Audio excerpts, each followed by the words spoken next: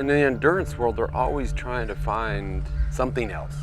But the reality is that it's so crazy and so hard and the distances are so long. Most people look at this and are like, dude, no, who wants to do that? You know, here the water's cold, you have the wetsuit and then the pull buoy and then the paddles. There's just a lot to manage.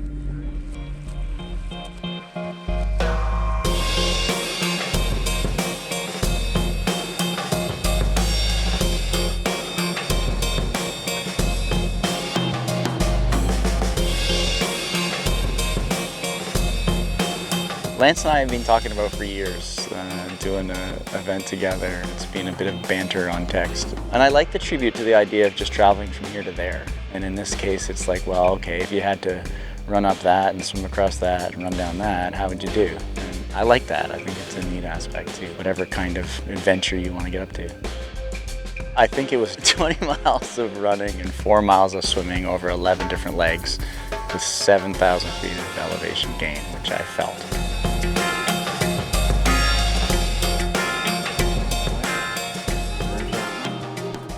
So Swimrun is primarily a two-person sport where you interchange segments, which typically means you swim between islands and then you run over the islands. In regards to Lance and Simon, I've been working on those guys for quite a while, Lance especially, to come out and do our race. He resisted because he supposedly doesn't like cold water. I'm not a fan of cold water. I can't, I struggle with that. And so what we had today, low to mid-60s, that's kind of my threshold. And even the little segment we had in the ocean, which was probably in the 50s, I was like, okay, let's get out of this. Like, I don't want cold water in my life. You know, coming here to Orcas, it was really the main reason that I wanted to come do it, because I've been here a few times, but I knew enough about where it was, and it's super remote, I knew that. And I just knew it'd be beautiful. And I also knew that Simon lives right over there, and so just our history, as it's slightly complicated, you know, having him as a teammate, he was super game. Simon Whitfield.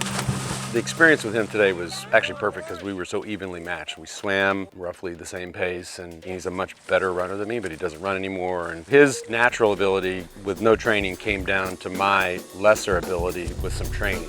He had no ambition of any result. We were just doing it. And I think people think both of us are hyper competitive and we have that pilot light that's maybe sometimes flickers, but for both of us, those days are behind us. You know, a month ago, he's like, I'm not showing up to win. I just want to participate and get to the finish line and have a good time and catch up. And I was like, okay, that sounds good. So that's what we did. Like, you know, of the 6 hours or however long we were out there, I mean, there was probably 30 minutes where we thought we were going to compete and we were like, no.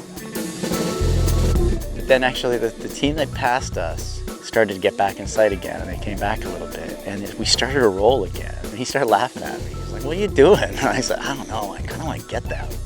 And it was that moment there where you just saw like two competitive people. I've known Lance on and off for 20 years, and I mean, it's just like every other person who loves endurance sport I grew up watching Lance, and he's been through it, you know, and I really respected that. People have very strong opinions and all that, but I just, over time, have met this person who wasn't what people said he was. He's got to have a bit of a wall to people around him. I've had little glimpses of my own version of that.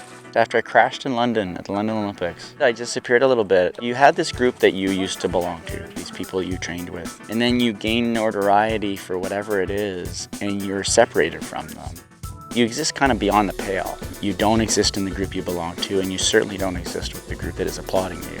I struggled with 15 minutes of fame, and then I started to like my anonymity again. I have a hard time now putting my head above the herd. You know, at this point in my life, I know that I'm a finisher, but there are times where I get caught thinking that I'm a winner, which you then get in trouble for. And so we just managed our pace, our expectations, our time, really watched hydration and nutrition. Like I sit here right now, you know, if this would have been Lance of old thinking he's a winner, I would have been laid out, and now I feel great. That's enough. Well, you know, it's funny because you're in sport and you push yourself and you have these goals, and it's so much of that is about striving for more. Strive, push yourself. At some point then you start to think, well, I'm not good enough without it. And then I had this moment where I was like, I'm quite content. I got 2 healthy children. I have really good friends. I love what I do. People ask me all the time if I miss it. I'm like, I do, but I love what I do now. I like my life. I lay in the van last night, right at the start there, and I had all the doubts that everybody goes through. It was like my calf's not gonna hold up, I haven't done anything. It was all running through my head. And I let it just play out. I just lay there kind of like letting it run, and then you stand your ground. You stand firm and you just show up. I'd come back here and do this again. I mean, you can't not have done that today and not be just blown away with the natural beauty.